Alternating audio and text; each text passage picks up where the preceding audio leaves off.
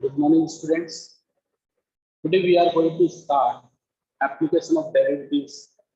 Second application जो है derivative की वो क्या है हमारी इंक्रीजिंग एंड डिक्रीजिंग फंक्शन। पहली एप्लीकेशन जो थी हम पढ़ चुके हैं डेरिवेटिव एज अ रेट मेजरर, और अब सेकंड एप्लीकेशन जो है वो है इंक्रीजिंग एंड डिक्रीजिंग फंक्शन। तो देखिए मोस्ट इंपॉर्टेंट है कि हमारे लिए आपको समझना चाहिए और बहुत अच्छे। इंक्रीजिंग फंक्शन जैसा कि नाम से लग रहा है आपको इंक्रीज हो रहा है, जो बढ़ रहा है। डिक्रीजिंग फंक्शन जो क्या हो रहा है, घट रहा है। लेकिन उससे पहले आपको कुछ साइन रूल पता होने चाहिए, कुछ इनक्वालिटीज के कुछ रूल्स पता होने चाहिए कि कहाँ पर क्या पॉजिटिव हो रहा है, कहाँ पर क्या चीज नेगेटिव हो रही है। सपोज कीजिए मैं कुछ एक चीज लिख रहा हूँ आपके सामने, ए डॉट बी, यानी ए इंटू बी पॉजिटिव है। देखिए ए इंटू बी पॉजिटिव है, इसका मीनिंग क्या है? ए और बी दो नंबर है जिनका प्रोडक्ट क्या आ रहा है, पॉजिटिव आ रहा है। तो ये कैसे पॉसिबल हो सकता है कि दो नंबर का प्रोडक्ट पॉजिटिव कैसे आ सकता है हमारे पास?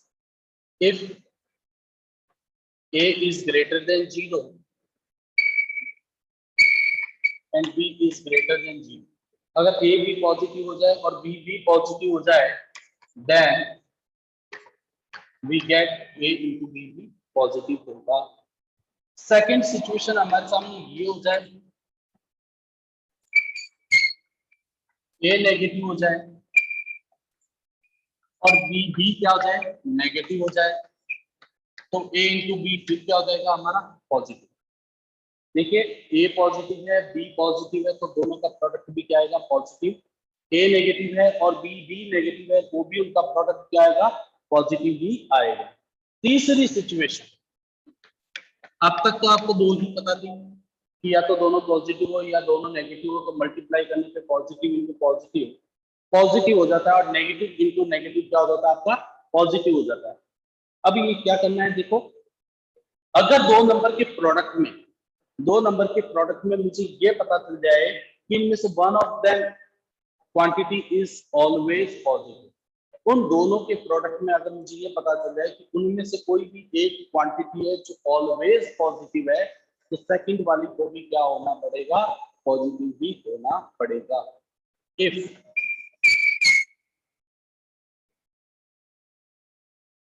let a is greater than 0, then b must be greater than 0।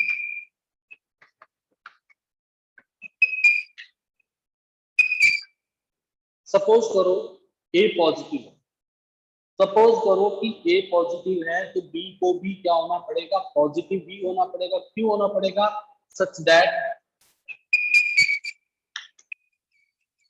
क्योंकि हमारे पास क्वेश्चन में क्या है, a डॉट b का प्रोडक्ट पॉजिटिव, क्योंकि हमारे पास क्वेश्चन क्या है, a डॉट b का प्रोडक्ट क्या है, पॉजिटिव। यानी कि जैसे एक नंबर पॉजिटिव आ गया तो दूसरे को फिर मजबूरी में क्या होना पड़ेगा, पॉजिटिव भी होना पड़ेगा। जैसे सपोज कीजिए मैंने लिख दिया x square into 1 minus x, ये दो नंबर का प्रोडक्ट है। हमें पता है square of any number is always greater than 0, हमें पता है कि square of any number is always greater than 0, यानी कि एक क्वांटिटी पॉजिटिव है तो अब दूसरी वाली को भी क्या होनी पड़ेगी, पॉजिटिव होनी पड़ेगी। अगर मैं कहता हूं कि उनका प्रोडक्ट क्या आ रहा है, पॉजिटिव आ रहा है। If I am saying to you the product of x square and 1 minus x is positive, we know that x square is always greater than 0, then 1 minus x must be greater than 0, तो 1 minus x को भी 0 से बड़ा यानी कि positive होना पड़ेगा। एक सिचुएशन ऐसी हो जाए, मान लो कि a नेगेटिव है, then b must be less than 0,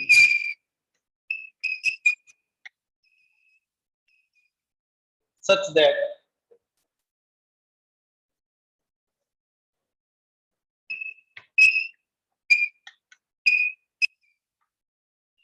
A into B का प्रोडक्ट क्या हो जाए, नेगेटिव हो जाए, such that A into B का प्रोडक्ट क्या हो जाए, नेगेटिव हो जाए। एक और बात सुनिए,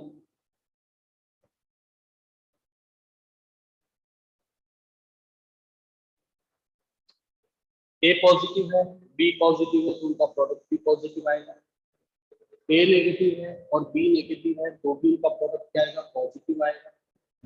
अगर मैं ये कह रहा हूँ ए पॉजिटिव है, मान लीजिए ए है ही पॉजिटिव हमारे पास क्वेश्चन में, तो बी को भी मजबूरी में क्या होना पड़ेगा, पॉजिटिव होना पड़ेगा, so that A dot B क्या जाए, पॉजिटिव हो जाए।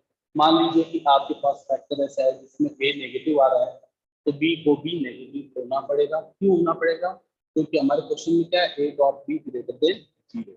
जो बात ए डॉट बी के लिए लागू हो रही है, वही बात ए ओवर बी ग्रेटर देन 0 पे भी लागू होगी। ये हमें बात ध्यान रखनी है। और अगर इसी तरह से ए डॉट बी नेगेटिव हो तो साइन अपोजिट हो जाएंगे।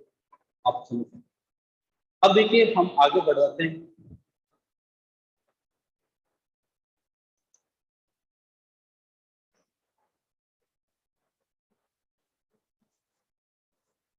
अब देखिए, अब जो चीज ज्यादा इंपॉर्टेंट है वो है साइन रूल।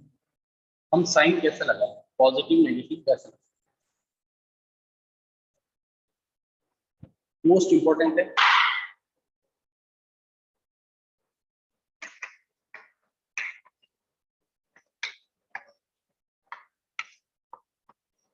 जैसे आपके सामने एक प्रॉब्लम आएगी, सिचुएशन आएगी कि सर हमें कैसे पता चलेगा कि कहाँ पर किस इंटरवल में ये फंक्शन पॉजिटिव हो रहा है और किस इंटरवल में ये फंक्शन नेगेटिव हो रहा है।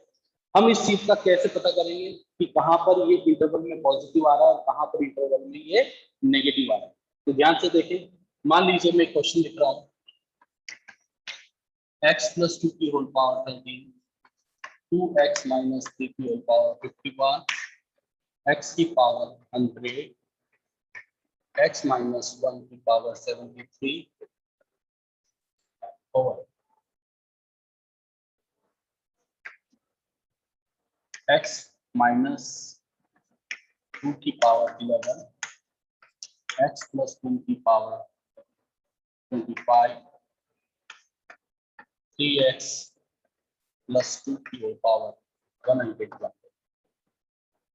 सपोज कीजिए हमारे को ये सब फंक्शन दे दिया है आपको, x plus 2 की होल पावर 13, 2x minus 2 की whole power 51, x to the power 100, x minus 1 की पावर 73 ओवर x minus 2 की पावर 11 है, x plus 1 की होल पावर 25 और 3x plus 2 की होल पावर 101। सपोज कीजिए आपको ये दे दिया कोई पॉलिनोमियल, इस तरह से रेशनल पॉलिनोमियल दे दिया या फंक्शन दे दिया। अब हमें इसको चेक करना है कि ये कहाँ पर पॉजिटिव हो रहा है, किस किस इंटरवल में पॉजिटिव होता है, किस किस इंटरवल में ये नेगेटिव होता है। तो अब इसमें कैसे पता करें, पावर भी 100 है, 73 है, 25, 101। तो बच्चा अमूमन ये सोचता है कि x plus 2 की होल पावर 13 है तो हम बाइनोमियल थ्योरम यूज करें, ऐसा कुछ नहीं है।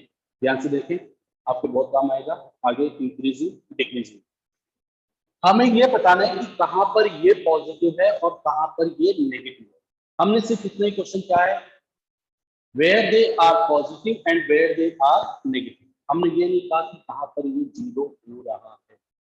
इज दैट क्लियर, कहाँ पे जीरो हो रहा है हमें ये नहीं बताना, सिर्फ पॉजिटिव। आपको पता है पॉजिटिव क्या होगा, जीरो से बड़ा, नेगेटिव क्या होगा, जीरो से छोटा। अब ये जितने भी इंडिविजुअली लिखे हुए हैं, हमें इन सबको किसके इक्वल मान लेना है, जीरो के इक्वल मान लेना है। बस स्टेप क्या है हमारी, इन सारे इंडिविजुअल फैक्टर्स को हम किसके इक्वल मान लेंगे, जीरो के इक्वल, चाहे न्यूमरेटर में लिखा हो चाहे डिनोमिनेटर में लिखा हो। सपोज कीजिए x प्लस 2 को आपने जीरो मान दिया, 2x माइनस 3 को भी आपने जीरो के इक्वल रखा, x को भी जीरो के इक्वल, x माइनस 1 को भी जीरो के इक्वल, x माइनस 2 भी जीरो के इक्वल, x प्लस 1 भी एंड 3x प्लस। तो हमें पता है अब इनको सॉल्व करने पर x की वैल्यू निकालनी, तो हम बहुत सिंपल सा काम है, क्योंकि अब मान लीजिए x प्लस 2 की होल पावर 13, हमने जीरो की इक्वल रखा तो 13 की कोई वैल्यू नहीं दे पावर 37 की। अब हमें क्या करना होगा, x की वैल्यू कितनी आएगी -2। देखिए मोस्ट इंपॉर्टेंट टॉपिक है इंक्रीजिंग डिक्रीजिंग फंक्शन का। स्टार्ट करने से पहले आपको ये बात समझनी चाहिए। x की वैल्यू कितनी आई 3/2, यहाँ पर x 0, x की वैल्यू 1, x की वैल्यू 2, x की वैल्यू -1 और x की वैल्यू -2/। ये तो बहुत सिंपल है। हर इंडिविजुअल फैक्टर को हमें क्या करना होगा, 0 के इक्वल रखना होगा। 0 के इक्वल रखने के बाद हमें एक नंबर लाइन बनानी है। उस नंबर लाइन पर इन सारे पॉइंट्स को हमें क्या करना होगा, असेंडिंग ऑर्डर में अरेंज करना है। 0 के इक्वल रखेंगे, x की वैल्यू फाइंड आउट करेंगे, नंबर लाइन पर इन सारे के सारे पॉइंट्स को आपको क्या करना होगा, असेंडिंग ऑर्डर में अरेंज करना, यानी छोटे से बड़े में जाना, फ्रॉम लेफ्ट टू राइट। तो हमने बना ली ये एक नंबर लाइन। नंबर लाइन आपको पता है -∞ से प्लस के इनफाइनाइट तक होती है। तो दोनों को लिखेंगे माइनस का इंफिनिटी एक तरफ और एक तरफ लिखेंगे प्लस का इनफाइनाइट। अब हमें ये देखना है इन सबसे छोटा पॉइंट कौन है, -2। तो यहाँ पर लगा दिया हमने ओपन इंटरवल -2। देखिए ओपन इंटरवल का मतलब क्या है, -2 काउंट नहीं करना, क्योंकि हमें या तो उससे बड़ा या उससे छोटा चाहिए। उसके बाद नेगेटिव में नंबर आ रहा है -1 और -2। -1 और -2/3 में कौन बड़ा है, -2/3, बिकॉज ये क्या है 0.66 होता है, तो -1 छोटा है। तो यहाँ पर क्या आएगा -1। यहाँ पर हम ले लेंगे 2/3 किसका, -का। तो ये भी हो गया, ये भी हो गया। अब हमारे पास क्या है 0, यहाँ पर हमने नंबर लगा दिया 0। फिर आ रहा है हमारे पास 1, फिर आ रहा है नंबर लाइन पे 3/2 और लास्ट क्या आ रहा है। देखिए बहुत पेशेंस रखिएगा, बहुत अच्छा टॉपिक ले रहे हैं, आगे बहुत बहुत काम होगा। जो बच्चे साइंस फील्ड से हैं और कॉमर्स फील्ड से हैं, जो बच्चे जेई का एग्जाम नहीं देना चाहते हैं और जो बच्चे सीएसईएस का एग्जाम देना चाहते हैं, उसमें भी ये मोस्ट इंपोर्टेंट रोल प्ले करता है। इसके बगैर आप इंक्रीजिंग डिक्रीजिंग फंक्शन पूरा ढंग से कर पाओ मुश्किल ही। तो ध्यान से समझो, हमने इन तक को इंडिविजुअली 0 के बराबर रख के x की वैल्यूज फाइंड आउट करनी है। उन सारी x की वैल्यूज को नंबर लाइन के असेंडिंग ऑर्डर में अरेंज करना है।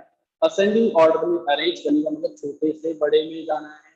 इधर सबसे लेफ्ट मोस्ट कॉर्नर पे आपको क्या लिखना है, माइनस का इनफाइनाइट, और राइट मोस्ट में सबसे राइट मोस्ट में वहां पे एरो लगा के प्लस लिखा है। अब पहली बात ध्यान देने की है, राइट मोस्ट, जो मेरा राइट मोस्ट है वो ऑलवेज क्या होना चाहिए, पॉजिटिव होना चाहिए। जो राइट मोस्ट है वो कितना होना चाहिए, पॉजिटिव होना चाहिए। तो सबसे राइट मोस्ट रूट मेरा कैसा हो, पॉजिटिव हो।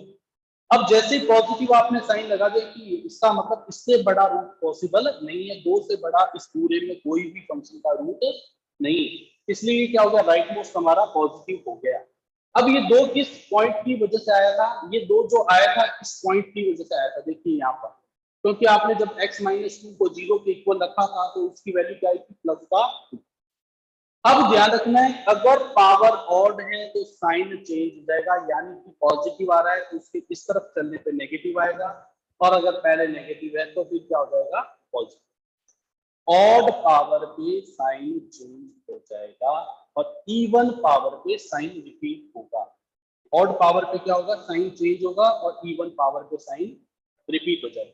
देखिए -2 की पावर क्या है, 11। तो यहाँ पहले पॉजिटिव था, जस्ट 2 के इस तरफ हमने, तो सबसे पहले राइट मोस्ट को तो आपको पॉजिटिव लिखना ही लिखना है। पॉजिटिव लिखने के बाद ध्यान से सुनिए, पॉजिटिव लिखने के बाद हम इस पॉइंट पे पहुंचे, किस पे, 2 पर। 2 किसकी वजह से आया था, इसकी वजह से आया था। इसकी पावर क्या है, 11 है, which is an odd number, ये ऑड नंबर है तो पावर ऑड है, तो यहाँ पॉजिटिव आ रहा है तो हम क्या लगा देंगे, यहाँ पे माइनस, साइन चेंज। अब हम आगे किस पॉइंट पर 3/2। लिसन, ध्यान से सुनना है, मोस्ट इंपोर्टेंट बात है, ध्यान से सुनना। अब हम किस पॉइंट पर आ गए 3/2। 3/2 किसकी वजह से आया हमारा, इस पॉइंट की वजह से आया। 3/2 आया था 2x माइनस 3 की वजह से, लेकिन इसकी पावर कितनी है 51, जो फिर एक ऑड नंबर है। ऑड नंबर पे पावर का साइन, मतलब ऑड नंबर पे क्या होता है साइन चेंज। पहले पॉजिटिव आया था, अब नेगेटिव। अब 3/2 से पहले नेगेटिव, तो अब ये क्या हो जाएगा पॉजिटिव। यानी कि कंक्लूजन ये है, ऑड पावर पे साइन चेंज करना है और इवन पावर पे साइन रिपीट करना है।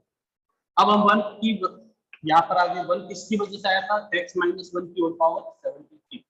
x माइनस 1 की whole power 73 which is also an odd number. तो अगर पहले पॉजिटिव आ गया, अब इसके 1 के इधर क्या आएगा आपके नेगेटिव। तो देखिए x माइनस 2 भी आ गया हमारा, 2x माइनस 3 भी आ गया, x माइनस 1 भी आ गया। अब बचा कौन, x 0, इसकी वजह से आया था। इसकी पावर देखो इवन नंबर, x की पावर क्या है इवन है, इवन पावर पे साइन चेंज। यानी पहले माइनस आया है तो माइनस पर साइन रिपीट होगा, इवन पावर पे क्या होगा साइन रिपीट होगा। माइनस है तो माइनस ही आएगा, प्लस है तो प्लस आएगा। तो यहाँ माइनस है तो इसके इस तरफ क्या आएगा माइनस। अब हम पहुंचे फाइनली -2/3 पे। माइनस का 2/3, इसकी पावर ऑड है तो माइनस है तो पॉजिटिव। -1 किसकी वजह से आया, इसकी वजह से ऑड पावर है तो नेगेटिव, और -2 इसकी वजह से आया है, पावर नेगेटिव है तो पॉजिटिव। अब ये हो गया हमारा साइन, ये सिस्टम जैसा रेडियो स्टार्ट में जहां जहां पॉजिटिव है वहां वहां पे हम कहेंगे कि फंक्शन इंक्रीज हो रहा है, जहां जहां पर नेगेटिव है वहां वहां हम कहेंगे कि फंक्शन डिक्रीज हो रहा है। जहां जहां पर पॉजिटिव आ रहा है वहां पर तो फंक्शन इंक्रीज होगा, जहां पर नेगेटिव है वहां पे फंक्शन डिक्रीज होगा। ये साइन रूल हमारे बहुत ज्यादा काम आएगा। प्लस के लिए वेव बनानी है, ऊपर से आएगी, इसे वेवी टर्म मेथड भी बोलते हैं, इसे वेवी टर्म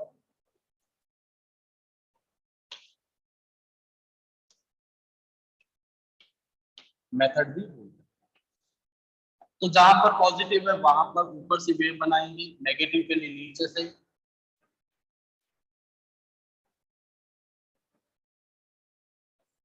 ऐसे जाएगा। तो ये जो वेव बन रही है कभी ऊपर से कभी नीचे से, कभी ऊपर या 2 बार ऊपर 2-3 बार नीचे भी आ सकती है। जैसे यहाँ पे लगा था 2 बार नीचे की तरफ वेव बन गई। तो अब इंक्रीज कहां पर होगा वो हमें इंटरवल लिखना होगा।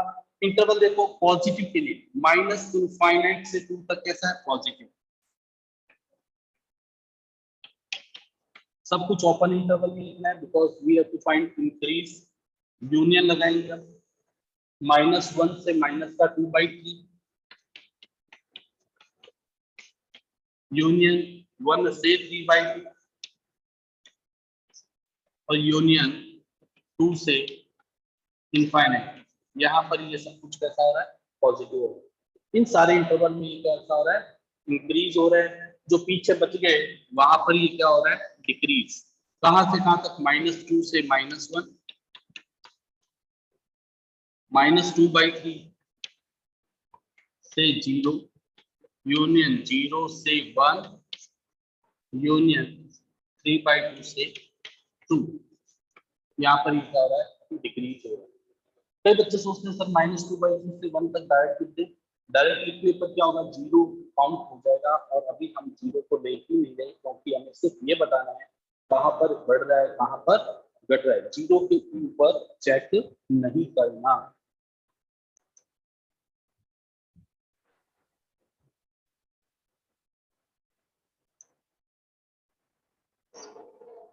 सपोज कीजिए, consider let us consider f(x) equals to एक फंक्शन है इज व्हाट x + 3।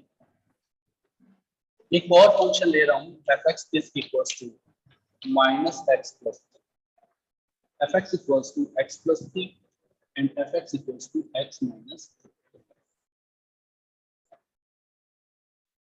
हमें अच्छे से पता है कि f(x) को हम y भी लिख सकते हैं। यानी कि जब आप 9th-10th में पढ़ते थे 11th तक आप इसे y equals to x plus 3 बोलते थे, वैसे क्या बोलते थे y equals to minus का x plus 3। इस y को ही हमने क्या बोल दिया fx। 11th क्लास में जब आए तो हमने इस y को क्या नाम दे दिया fx, क्या इनकी फंक्शन है। एज यू x एक इंडिपेंडेंट वेरिएबल है और y क्या होता है उसके ऊपर डिपेंड करता है। चलो सुनिए बात, y equals to x plus 3 एक स्ट्रेट लाइन को रिप्रेजेंट करती है जो हमने 11th क्लास में पढ़ रखी है। y equals to x plus 3 क्या एक स्ट्रेट लाइन है जो आपने 11th क्लास में पढ़ रखी है। और मोर ओवर ये कौन सी फॉर्म है, स्लोप इंटरसेप्ट फॉर्म। ये कौन सी फॉर्म हो गई, स्लोप इंटरसेप्ट फॉर्म। अगर मैं यहाँ पे बात करता हूँ तो y equals to x plus 3, इसका मतलब इसकी स्लोप कितनी 1 है और इसका इंटरसेप्ट कितना है, स्लोप 1 है और इंटरसेप्ट 3। तो कॉन्सेप्ट की बात क्या है कि जब स्लोप 1 होता है तो हमें ये तो पता है कि वो जो लाइन जाएगी वो 45 डिग्री का एंगल बनाएगी।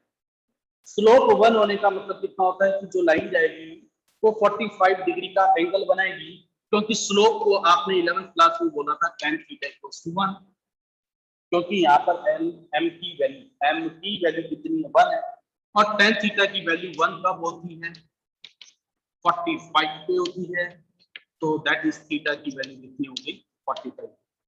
तो ये बात तो कंफर्म हो गई कि अगर स्लोप 1 है तो वो लाइन जो जाएगी वो एक्सिस के साथ या उस लाइन के एक्स एक्सिस के साथ 45 डिग्री का एंगल बनाएगी। अब सपोज कीजिए अब इसका इंटरसेप्ट कितना है 3, अगर मैं x को 0 रखता हूं, ये हो गया y origin x dash y dash. Suppose कीजिए ये जो लाइन जा रही है आपकी ये कौन सी है x plus 3, y is equals to कौन सी लाइन होगी x प्लस 3। तो जो एंगल मेजर किया जाता है वो from the positive direction of X axis measure किया जाता है। 11th क्लास में हमने पढ़ा था थीटा जो मेजर करेंगे हम from the positive direction of X axis, तो ये एंगल कितना था 45 डिग्री। अब इसके बारे में बात करता हूं, ये x, ये y, x dash y dash, इसकी स्लोप देखिए नेगेटिव है। इसकी स्लोप नेगेटिव होने का मतलब y equals to -1 into X plus 3। तो आपने 11th क्लास में पढ़ा था स्लोप पॉजिटिव या स्लोप नेगेटिव होती है। स्लोप अगर पॉजिटिव है, positive direction of X axis से एंगल बनाती है तो थीटा 45 डिग्री होता है, और स्लोप अगर positive direction of X axis से ये ऑब्ट्यूज एंगल बनाती है तो थीटा की वैल्यू कितनी हो जाएगी -1, क्योंकि सेकंड क्वाड्रेंट में tan कैसा होता है नेगेटिव। तो अब देखिए ग्राफ को देखने से पता चल रहा है हमें,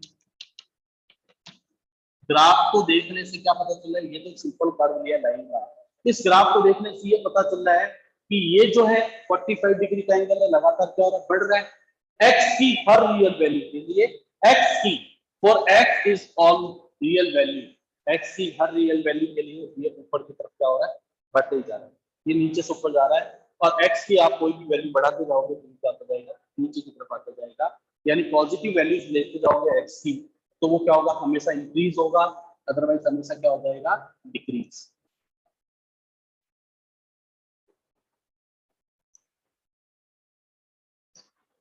तो x की पॉजिटिव वैल्यूज के लिए लगातार बढ़ेगा और x को बढ़ाते जाओगे, x इधर राइट साइड में बढ़ाते जाओगे तो x तो बढ़ रहा है लेकिन y की वैल्यू लगातार क्या हो रही है कम हो रही है, यानी x के बढ़ने के साथ x इस तरफ चलने पर राइट मोशन क्या था पॉजिटिव, x के बढ़ने के साथ y की वैल्यू भी बढ़ रही है यहाँ, लेकिन x के बढ़ने के साथ fx की वैल्यू यानी कि y की वैल्यू क्या हो रही है तो कम हो रही है।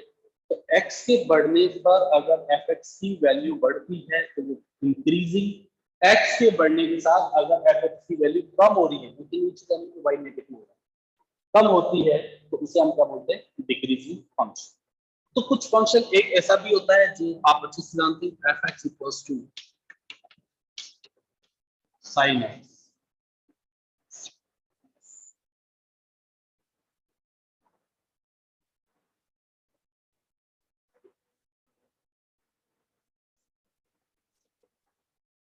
ये हो गया पाई बाई 2, ये हो गया पाई, ये हो गया हमारा 3 पाई बाई 2, और ये क्या कितना हो गया 2, और ये चीज देखिए। अब इस फंक्शन के बारे में बात करता हूं,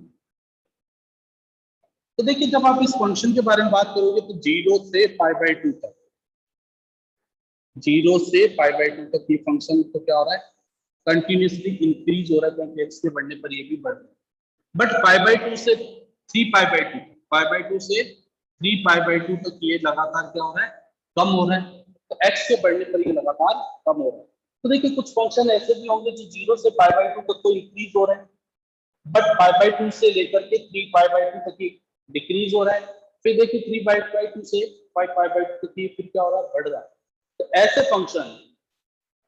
फंक्शन इंटरवल में तो इंक्रीजिंग और डिक्रीजिंग बता सकते कि यहाँ से यहाँ तक ये इंक्रीज होगा, वहां से वहां तक डिक्रीज होगा, लेकिन ओवरऑल अगर हम इसको चेक करें तो नाइदर इंक्रीजिंग नॉर डिक्रीजिंग। ऐसा क्यों बोल रहा हूँ नाइदर इंक्रीजिंग नॉर डिक्रीजिंग, ये टर्म आपको समझना इंपॉर्टेंट है।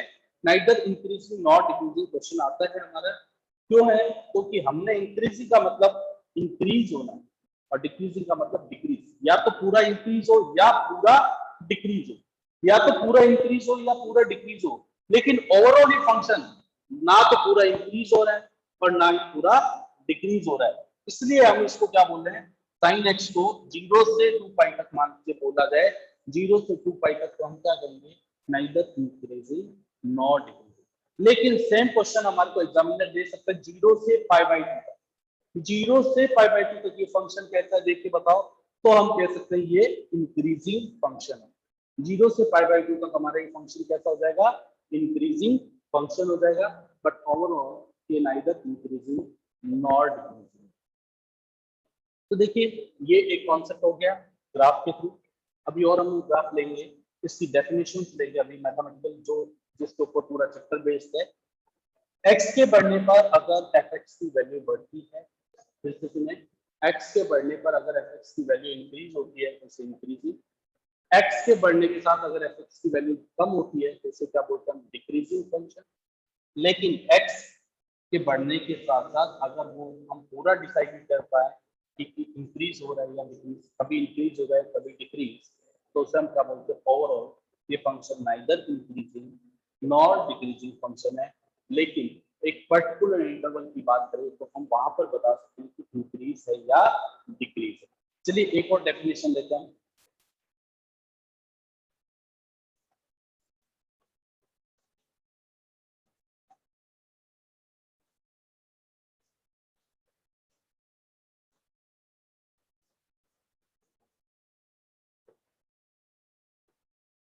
देखिए जो इंपॉर्टेंट है डेफिनेशन, सपोज कीजिए मैंने कर्व दिया,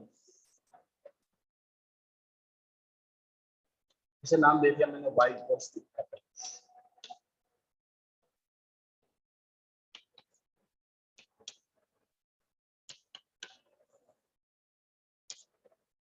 अब देखिए y इक्वल्स टू fx, अब इसकी दो तरह से डेफिनेशन है, ध्यान से सुनिए। इसके किसी भी पॉइंट पर हम टेंजेंट ड्रॉ, किसी भी पॉइंट के ऊपर इस कर्व के ऊपर हम टेंजेंट ड्रॉ करते हैं। देखिए ये टेंजेंट ड्रॉ की, यहाँ पर भी टेंजेंट ड्रॉ की। तो इस कर्व के किसी भी पॉइंट के ऊपर टेंजेंट ड्रॉ करने पर from the positive direction of X axis, from the positive direction of X axis, ये एंगल हमारा क्या बना रहा है, एक्यूट एंगल बना रहा है। कैसा एंगल बना रहा है, एक्यूट एंगल, यानी कि 0 से 90 के बीच होगा। 0 से 90 के बीच में फर्स्ट क्वाड्रेंट में tan की वैल्यू कैसी होती है, tan थीटा कैसा होता है, पॉजिटिव।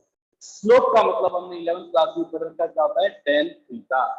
स्लोप का मतलब भी हमने क्या पढ़ रखा है 10th class, sorry 11th class में, tan थीटा।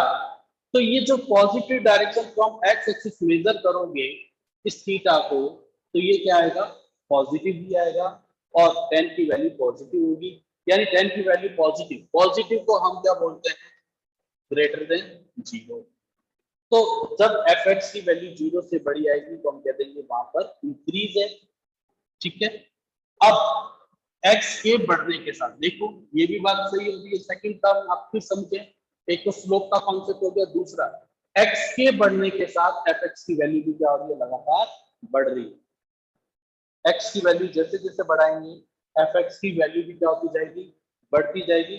x के बढ़ने पर fx भी इंक्रीज हो रहा है, तो इसे क्या बोलेंगे हम, इंक्रीजिंग फंक्शन। तो x के बढ़ने के साथ fx के बढ़ने को हम क्या बोलते हैं, इंक्रीजिंग फंक्शन। लेकिन मैं इसकी बात करता हूं,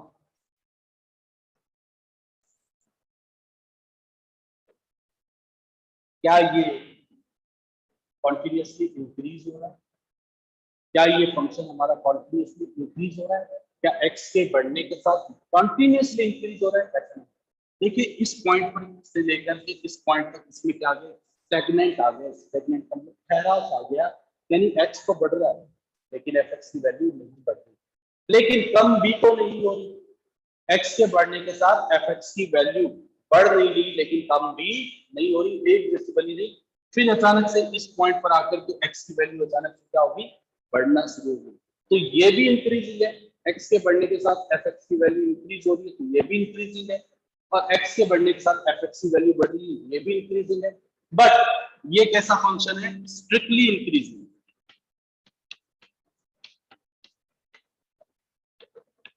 ये हमारा कैसा फंक्शन होगा, स्ट्रिक्टली इंक्रीजिंग फंक्शन। और ये ओनली कैसा होगा, इंक्रीजिंग फंक्शन।